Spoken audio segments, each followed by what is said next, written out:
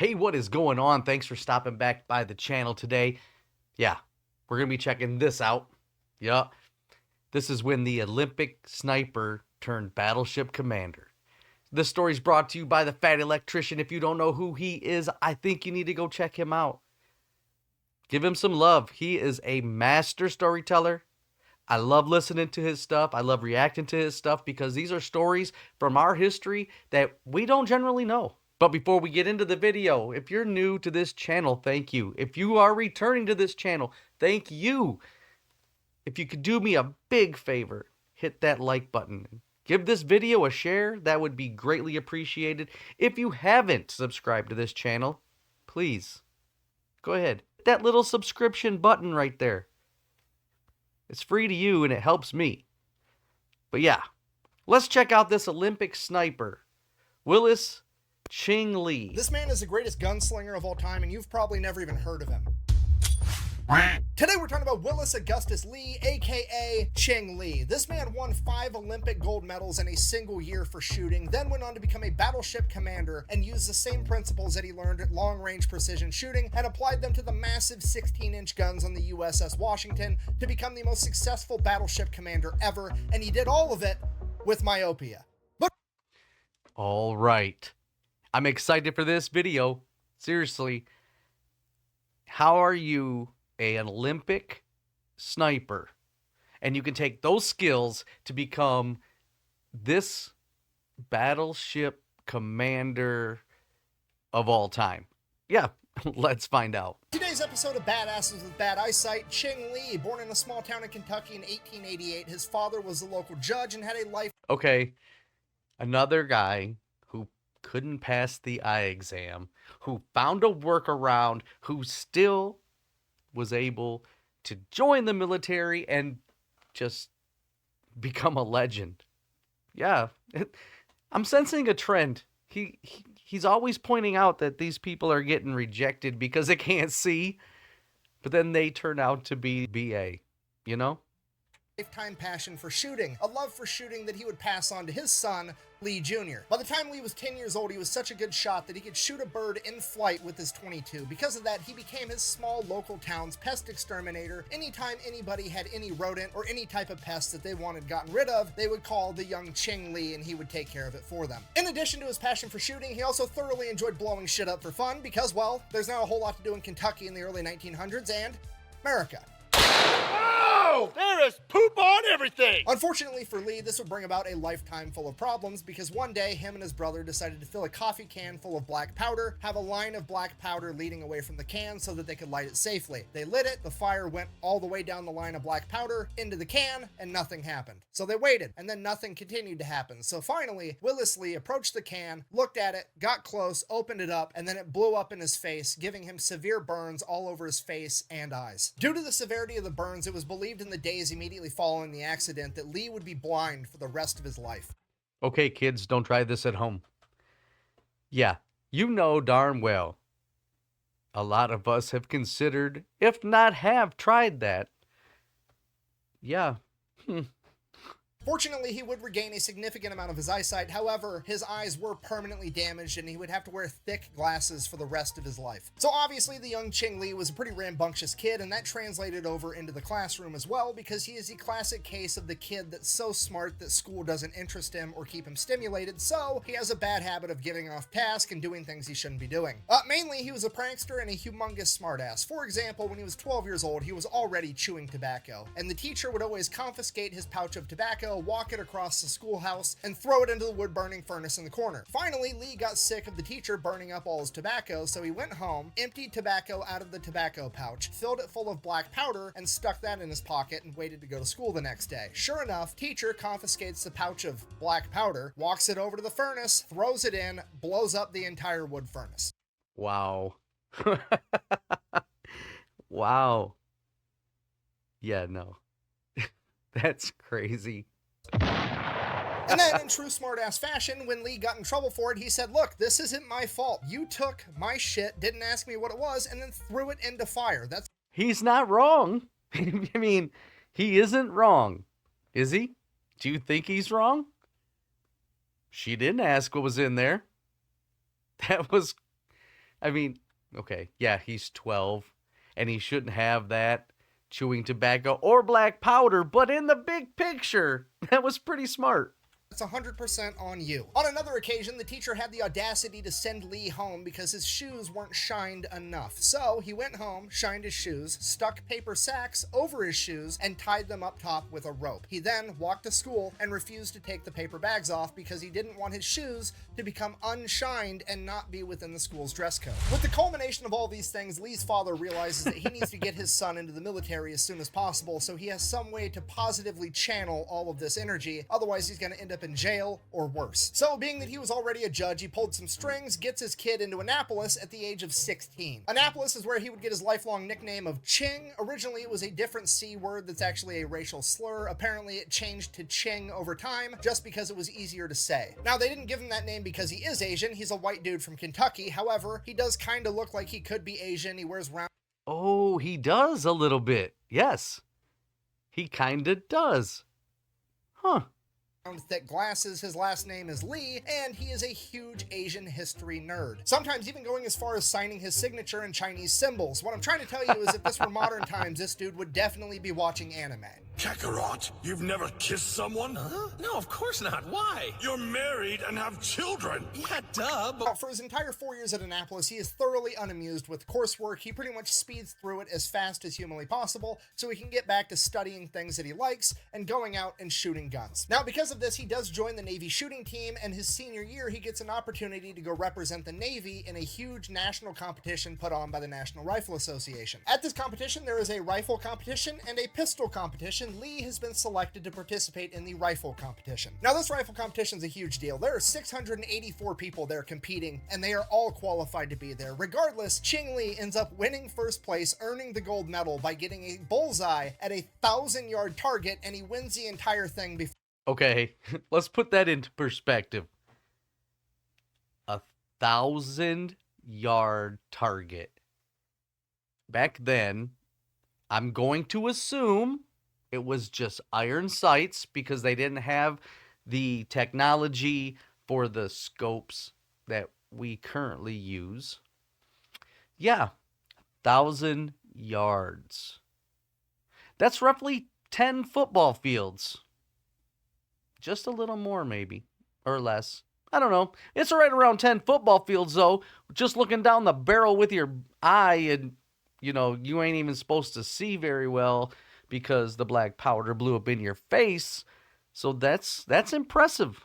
Before lunch. Not really having anything else to do for the rest of the day, he's like, fuck it, I guess I'll go do the pistol competition now too, just for funsies. Fast forward about 80% of the way through this pistol competition, and Ching Lee is winning, and he wasn't even there to compete in the pistol competition. And as he's shooting different targets, his pistol blows up in his hand because one of the rounds that he had too much black powder in it from the factory. It blew up his gun and messed up his hand. Not giving a shit, turns around to his buddies watching. Somebody throw me a pistol. He grabs it, catches it with his left hand, finishes the round with his non-dominant hand, and goes on to... Okay.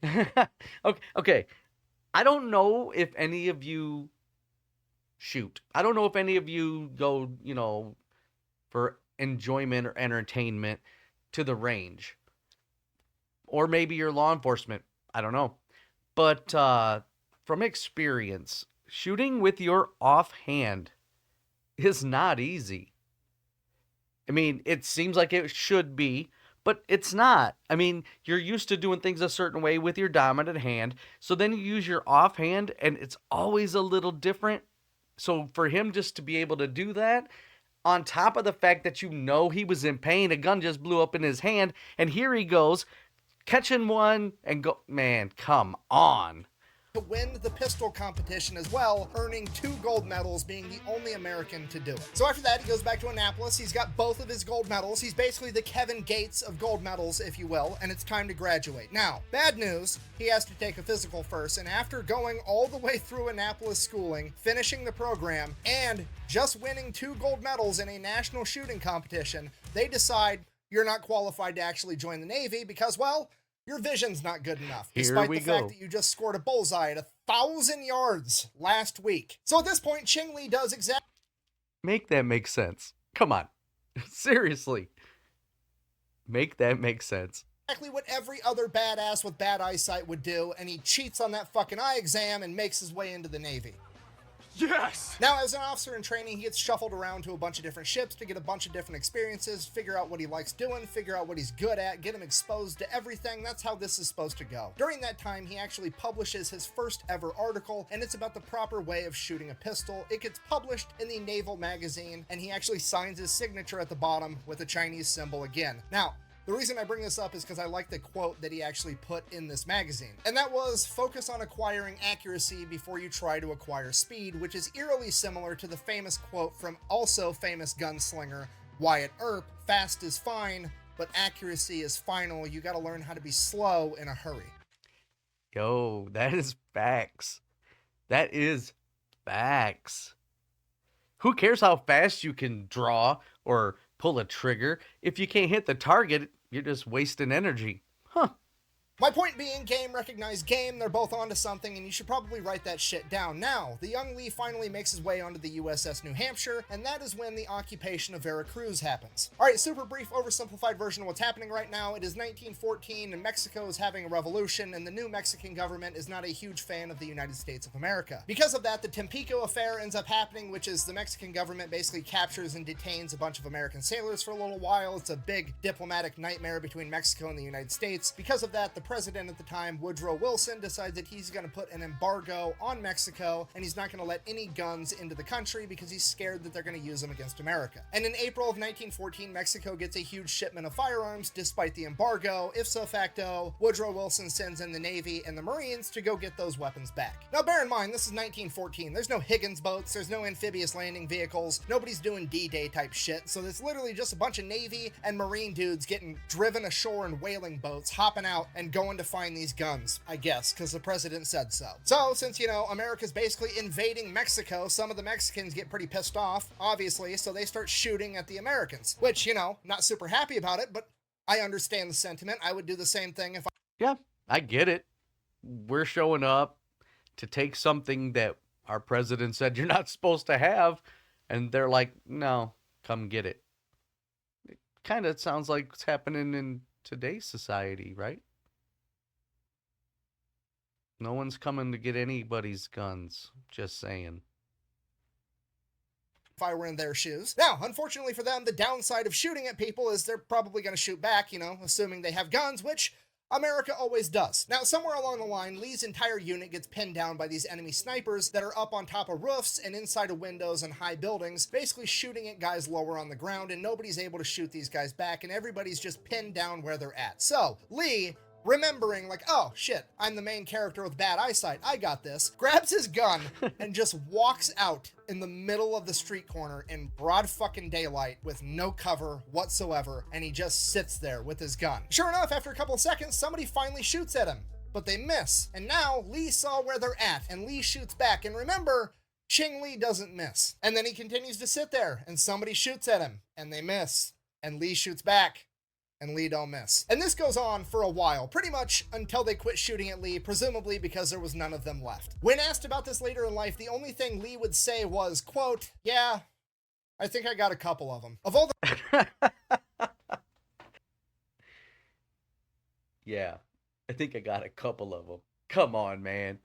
This dude is just like, it is what it is. It's just another day at the office, whatever. the men that were there and actually saw it, many of them had a much less modest version of this story to tell, with some of them claiming as many as 12 men were dispatched by Lee, all the while he was giving them the first chance to shoot at him. Then later during this Veracruz side quest, Lee is also credited again with saving a man's life by running through gunfire to get him and provide medical attention. The man is literally Clint Eastwood, except it's 1914 and he's real. Well, you're gonna look awfully silly with that knife sticking up your ass.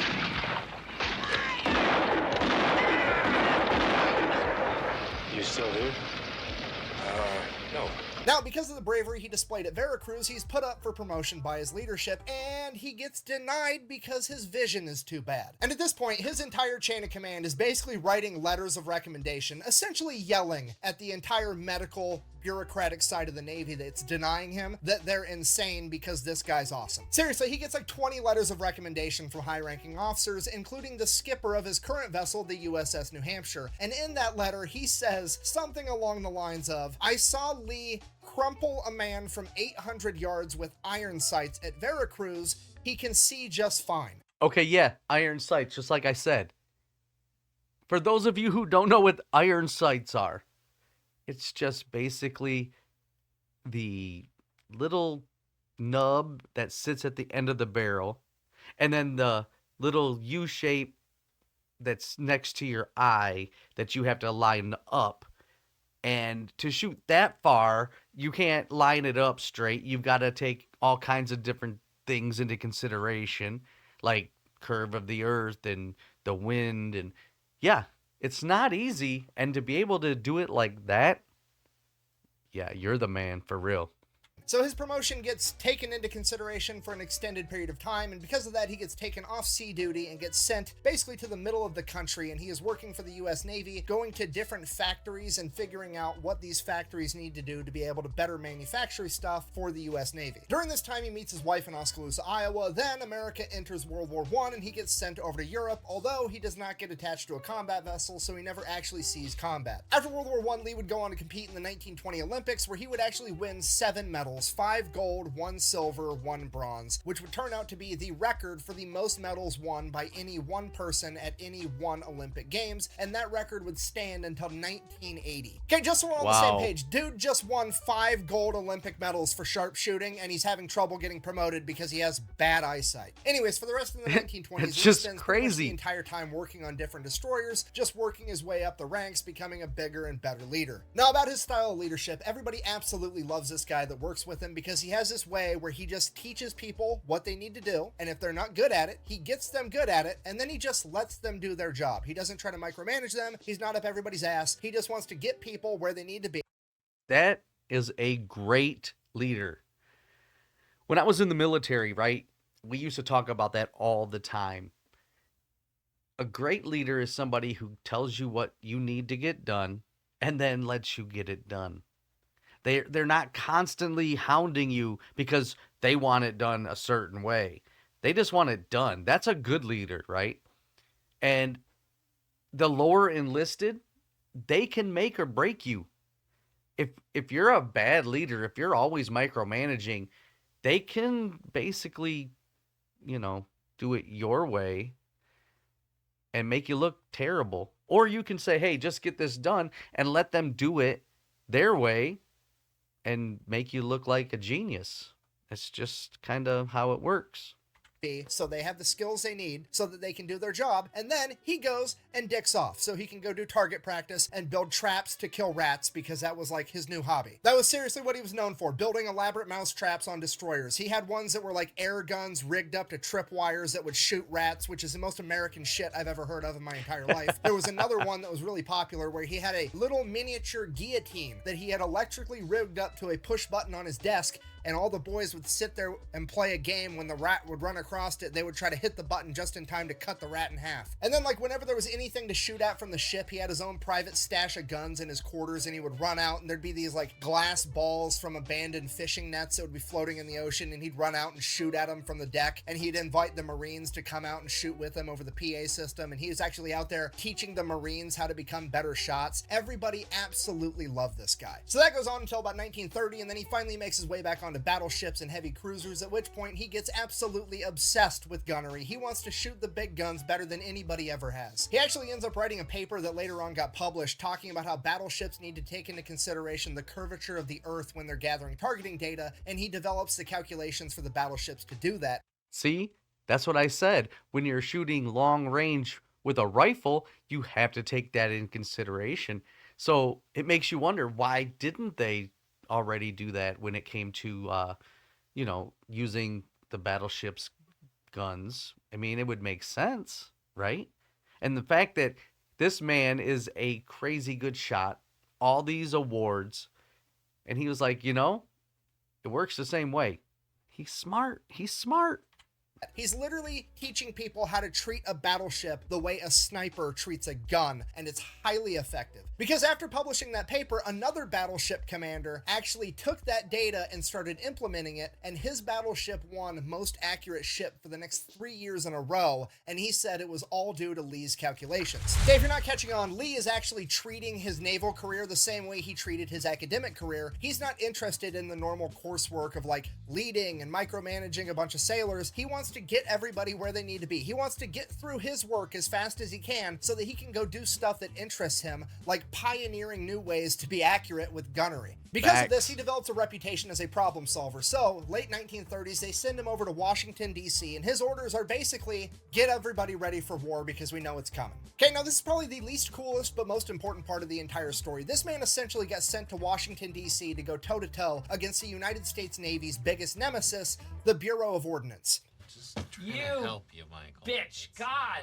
Michael. You're very helpful, aren't you? You try to help everybody. Do you want to play another game? Okay, if you don't know, the Bureau of Ordnance is a bureaucratic nightmare that does nothing but slow down and halt any progress the U.S. Navy tries to make at literally anything ever. For example, if you remember like a month ago when I made the USS Parchi video with Lawson Red Ramage and he was shooting torpedoes at all these Japanese ships, but the torpedoes would hit and then not blow up because they were duds, because it's a known fact that the Mark 14 torpedo fucking sucked, and he...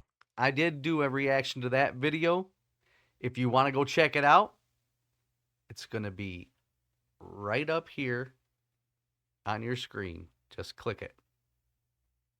He complained to the chain of command, and the chain of command told him, too bad, you just suck with torpedoes, the torpedoes are fine. That was the Bureau of Ordnance. So basically, the chain of command has sent Lee to Washington, D.C. to go toe-to-toe with these guys because they know that Lee doesn't have the time or the temperament to put up with their bureaucratic bullshit, and they're absolutely correct because Willis Lee is about to turn into a wood chipper for red tape. So Lee shows up, and he starts learning and finding out about all these fancy new toys the Navy has that are just being held up by bureaucratic nonsense. For example, I don't know, fucking radars. Lee, being the forward thinker that he is, he's like, you can put a screen in my office that tells me where the enemy is so that I can shoot them with my big ass guns without even having to see them. Yeah, put that on every fucking ship in the Navy. What's wrong with you? But don't worry, because the Bureau of Ordnance and their infinite fucking wisdom doesn't seem to agree with Lee, and they don't think they're going to be that big of a deal, and they just want to put them on some ships, and they don't want to waste all their money on radars because they're dumb, apparently. But they know Lee's not going to take no for an answer, so they tell Lee that they can't get any more radars due to manufacturing shortages, to which Lee immediately goes, fine, then I'll buy them from Britain. Magically,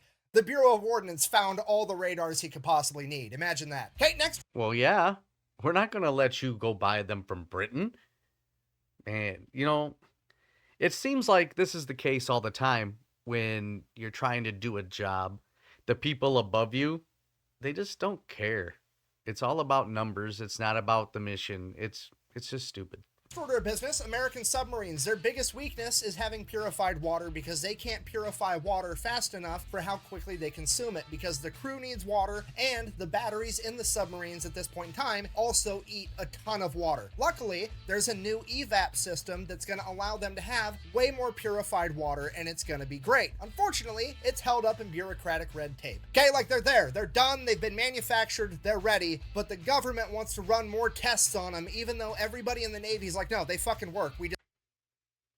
They're just not letting us use them. So Lee just walks in, issues the order to install them, and if anybody has a problem, they can blame him. So Lee's just getting shit done. He's checking things off. Now, at this point in time, whenever you're doing a bunch of paperwork for the Navy, there's like a status box where you hit it with a rubber stamp to tell everybody how important this paper needs to get through the bureaucratic process. Now, there's 3 statuses. There's routine, priority, and urgent. Obviously, in that order, urgent is like, we need to get this done as quickly as possible. Now, everything Lee marked was urgent. He didn't give a shit. He needed his shit done right now because that's just the type of guy he is. But unfortunately, they were still just not getting it done fast enough to his liking. So he's like, fuck it, I'm gonna get my own rubber stamp made that said frantic. So then, whenever anybody got Lee's documentation for the first time in their entire naval career, there's a new word stamped there in red ink that sounds more important than urgent. So everybody's just like, oh shit, we're doing this first. And then Lee just uses this to keep on powering through to get more and more shit done. Next thing is to get a schoolhouse stood up for the US Navy that teaches sailors how to read aerial reconnaissance pictures, because that's going to be huge in an upcoming war, because they're going to need pictures to show where all the reefs and all the atolls are, and they're going to have to be able to read those pictures accurately to get proper intel. So at first, the chain of command is like, okay, well, we'll get Hollywood involved. They know things about like cameras and shit. That's the right answer, right? And Lee and a couple of other officers that actually have good ideas are like,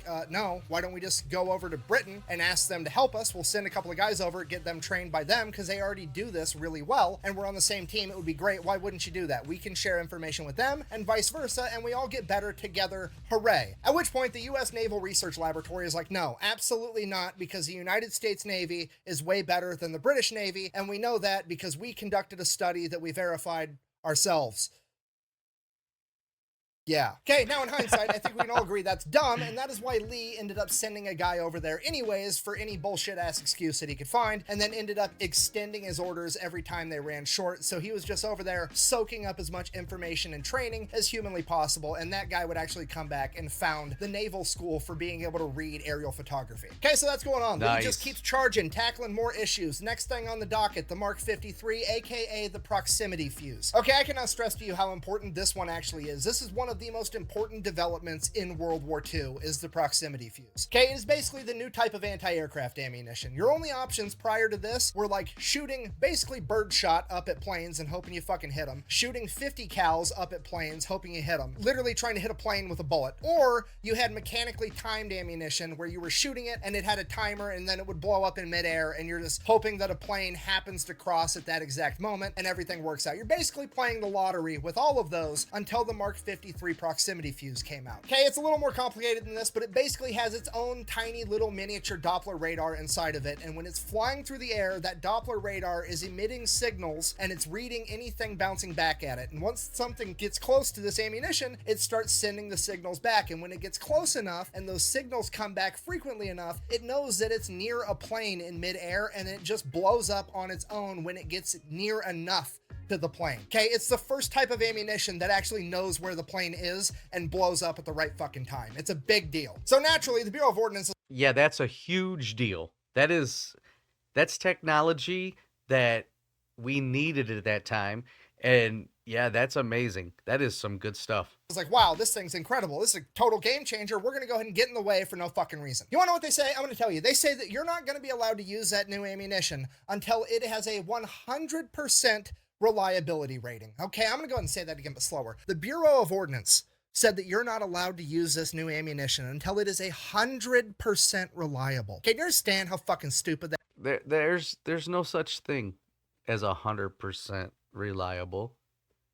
They only said it because he stepped on their toes and they got butt hurt. Because really, truly, nothing is 100% reliable. That is, you know what's 100% reliable? Nothing. Nothing is 100% reliable. Facts. Fucking condoms don't even have 100% reliability, right? You want to get technical? Fucking abstinence isn't even 100% reliable because Jesus was a thing, okay? I'm pregnant. From my finger? No, you don't understand. God has blessed me with his child. You banged Kevin God from South Nazareth? You want to know how smart and forward-thinking Ching Lee is? It's like 1939, and he already knew that the future of naval warfare was going to be all about the carriers, and he's 100% right, but he knew at this point in time, okay, because they came and they wanted to build this class of American heavy cruisers. It was going to be the Alaska class. They made 2 of them, but they wanted to make like fucking 10 of them. And Lee came in and was like, no, those are dumb. You shouldn't have made the first 2. Take all those resources, all that money, all that everything, build more fucking aircraft carriers. He was very adamant about it from the very start, and he ended up being right, and that's exactly what the Navy did, and it had a humongous impact on World War II. Okay, so bearing in mind that he knows that the future of naval power is going to be all based off of carriers and planes, he goes and adopts a strategy that every American ship, we're done. We're done with these like pretty observation decks and shit. If there's room on the deck, we're putting anti-aircraft guns. Every American ship is going to look like a fucking porcupine covered with 40 millimeter Bofors and 20 millimeter Oerlikons. Okay, the only problem, he needs all of the guns. This dude sits down and does some math and figures out how many 20 millimeter Oerlikon, how many 40 millimeter Bofors he needs to put on the decks of every ship in the US Navy and puts in a purchase order for it, and it gets kicked back because they're like, well, we're not going to put all these on the decks of the ships because, you know, we just don't think that we need that much. And Lee is like, cool, didn't ask for permission to put them on the decks, I just asked to order the guns. To which they're like, shit, he has the authority to do that. And they stamped his thing approved and send it back to him, and he gets to order the guns. Then he whips out the old eraser because he filled out the last half of the work order in pen, and after it says order guns full stop, he erases the full stop and then writes down and install them on every ship in the Navy.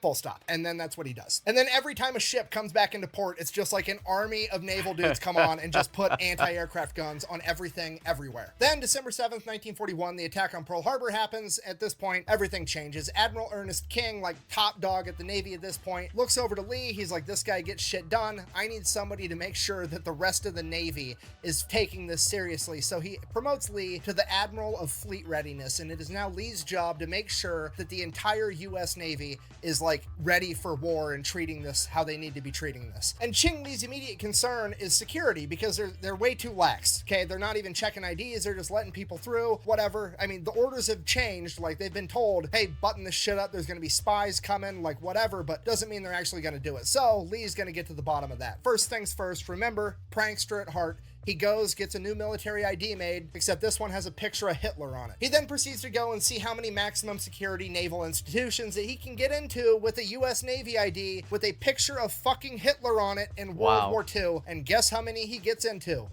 All of them. Nobody stops him. Like, it's so ridiculous. He's like, I don't think I look like Hitler, do I? I mean, I guess we're both dudes. Fuck it, we're just gonna have to get more ridiculous. So he gets another ID made with the famous female actress Mae West on it, and he's like, well, I definitely don't look like her. Let's see how much shit I can get into now. And then he still gets into a bunch of places that he's not supposed to with this Mae West ID. So basically, he's chewing ass and getting everybody ready for the security level required for World War II with espionage and spies and all kinds of shit. Like, he's doing full on. You know, that's pretty smart, because if you don't know how lazy your front gate guards are or how complacent they are, and you just go through life and you're like, yeah, we're good, nobody's going to get in here, we got this, you know, we are the best Navy in the world and we have security, and you don't actually think for 1 second that you can be broken into, well then, yeah, that's on you. And the fact that he was like, no, I'm going to find out exactly how bad our security is so we can fix it. I applaud that. Bravo. Ocean's 11 type shit. He's got subordinates dressing up as butlers, going into fancy hotels, stealing top secret documents from top government officials, holding them until they get reported as stolen just to see how long it takes, all kinds of crazy shit. So this goes great, and as a reward, Admiral King makes Lee the new commander of all of America's fast battleships. So now Lee's back in the game. He goes and immediately starts training the entire crew of the USS Washington in gunnery and night combat, because he knows that the Japanese Navy has a big edge at night combat, or at least they did before radar. He goes and then masters the radar to the degree that he's probably the most knowledgeable person on these radars in the US Navy, except for the people that literally built them. Sorry, I ran out of time and I had to catch a flight, so we're finishing this video from Texas in my friend Eli's studio. Anyways, back to the story. Not only is he training all of his guys in nighttime combat, he also has to basically go back through and retrain his entire gunnery department, because he's not treating the USS Washington the same way every other battleship treats its guns. He's going through and treating each of the 9 guns on the USS Washington like it's its own individual sniper rifle. And while he's doing that, getting the guns more and more accurate, he comes to the realization that all the targeting data and the charts that came with the USS Washington from the manufacturer were wrong. They were off. They weren't accurate enough. So he goes to the Bureau of Ordnance again and is like, hey, your charts are wrong. To which the Bureau of Ordnance is like, no, they're not. You're wrong. Except for the fact, obviously, Ching Lee doesn't miss. So he says, fuck it. And you would think after, watching this man's entire career, having to already deal with him, knowing who he is, if he said your stuff is wrong, you're going to believe that. Unless you are in complete denial, right? Yeah. I mean, his track record says if he tells you this is wrong, it's wrong. he does all of the charts and all of the targeting data himself. Over the course of the next couple months, he gets his crew and the guns on the USS Washington so accurate that he ends up having a light cruiser from his task force go 10 miles away, and then he fires the guns towards that ship and has the ship call in and say how close it was to the actual target. And he can walk these shells right up to the wake of this light cruiser without actually touching it. Literally like putting an apple on top of your head and letting your buddy shoot at it with a bow and arrow, except he's doing it with battleships. So fast forward November 1942, the battle for Guadalcanal is going on, and the Japanese Navy is being sent to go bombard Henderson Field, which is an American airstrip that is instrumental to the war effort, and they can't let it get destroyed. So Lee and his task force get sent in to go defend it. And right out of the gate, this entire thing is a shit show. They're sending in Lee and the USS Washington and the USS South Dakota, the USS Washington's sister ship. Now, the real problem, they're sending in 4 destroyers with them, but these destroyers were picked for the sole purpose of they were there and they were the ones with the most fuel. They had never worked with Lee. They didn't know how he operated. They did not really know what was going on, but it just kind of happened. They all got lumped together and got sent out to go defend Henderson Field. So they're out there on patrol. They end up getting basically ambushed by a Japanese task force that opens fire on the destroyers. This task force has managed to hug one of these smaller islands to avoid being detected by radar, opened fire on the 4 destroyers, ended up sinking 3 of them and critically damaging the 3rd, at which point they start opening fire on the USS South Dakota, at which point Ching Lee sends a famous radio transmission. "Stand aside, I'm coming through. This is Ching Lee." Now this Japanese He said, enough is enough. Get out the way. I'm going to take care of this myself. I'm going to show you how it's done. Love that. Let's go. Japanese task force has a couple of destroyers. It also has the IJN Otago and the Takao, both of which are heavy cruisers, and they have their flagship, the IJN Kirishima, which was originally a battle cruiser, but in the 1930s it got a bunch of upgrades in armor and firepower, having it reclassed as a battleship. This is now a battleship versus battleship fight. The Japanese task force is continuing to target the South Dakota. Lee sneaks around the backside, clears the South Dakota, turns all 9 of his guns, and opens fire directly at their flagship, the Kirishima. And with the first salvo, he hits, and then he keeps hitting, and he hits more, and he's hitting the enemy so hard, so fast, so accurately, they don't even start returning fire. And within the span of 5 minutes, he manages to hit the Kirishima with 20 main battery hits and 24 hits from his secondary 5-inch guns. Okay, each one of those shells is 16 inches in diameter and weighs 1,700 pounds. Willis Ching Lee just bitch slapped the Kirishima with a goddamn car dealership in 5 minutes. Okay, just so we're on the same page, the Kirishima has now been reclassified twice. The Japanese upgraded it and reclassified it from a battle cruiser to a battleship, and Ching Lee has now just downgraded it from a battleship to a fucking coral reef, and he did it in 5 minutes. This is the last time. And that's what happens when you take the time to learn everything about your equipment. When you become the master of your equipment, you can do things like that.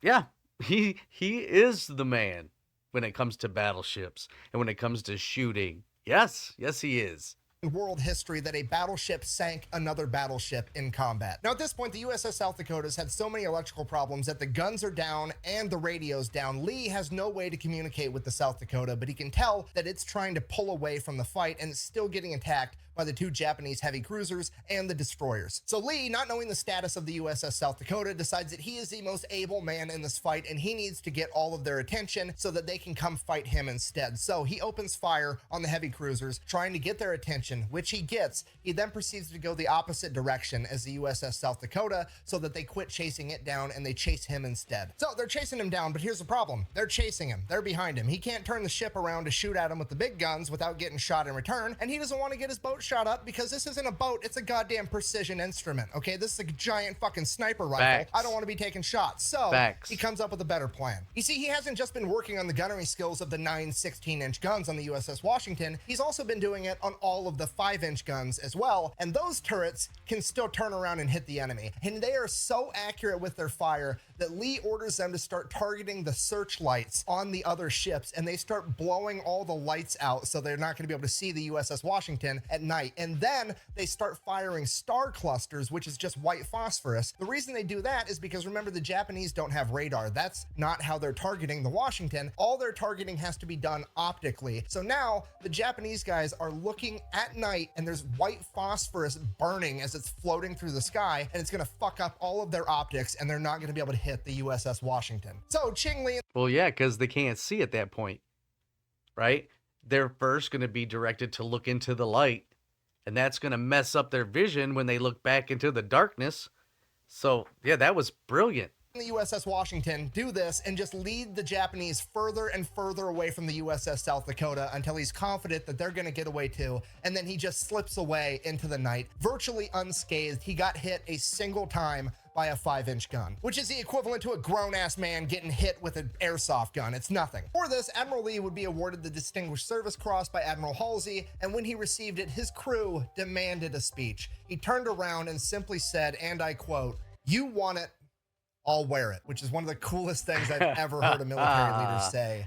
Ever. For the rest of World War II, it was honestly pretty quiet for the USS Washington. They were involved in some shore bombardments, and they mostly just ran anti-aircraft operations for the aircraft carriers because it was a carrier-based war. Then by 1945, all of the Japanese battleships had been recommissioned into coral reefs, and there just wasn't any reason to have all the fast battleships around anymore. So they took Lee from the battleship, and they wanted to use his talents elsewhere because now the biggest threat to the US Navy was kamikazes, and they wanted Ching Lee to be working on the anti-aircraft measures to help prevent this. Unfortunately, this story does not have a happy ending because as he made his way back to America to begin working on those anti-aircraft measures, on August 25th, 1945, he would suffer a massive heart attack that would kill him in a matter of minutes. So in conclusion, that is a story of Was Ching Lee. He is one of the most important people in naval warfare history, and he gets nowhere near the credit that he deserves. And I would argue that he is absolutely the greatest gunslinger of all time. The definition of a gunslinger is somebody that carries a gun and knows how to use it, and I don't think there's ever been anybody on the planet better at that than Was Ching Lee. Not only does this man carry a gun and know how to use it, he has a gun that carries him, and he knows how to use that one too. Capable of hitting a bullseye with any caliber of gun, from a pistol to the 16-inch guns on a battleship. This man could do it. So thank you for watching. Best way to support the channel is go buy some merch over at thefatelectrician.com. Quack bang out. All right, there you go. Was Ching Lee. Man, what a great story. The man definitely was a master of weaponry. Absolutely. And yeah, if you've made it this far into the video, I appreciate it. I know it was kind of long, but I do truly appreciate it when people make it to the end. If you haven't already, hit that subscribe button. Do that for me. Let me know in the comments what you think of this story. Maybe there's another story from the Fat Electrician that you want me to react to. Let me know about that. But until next time, I am Kix. Thanks for watching.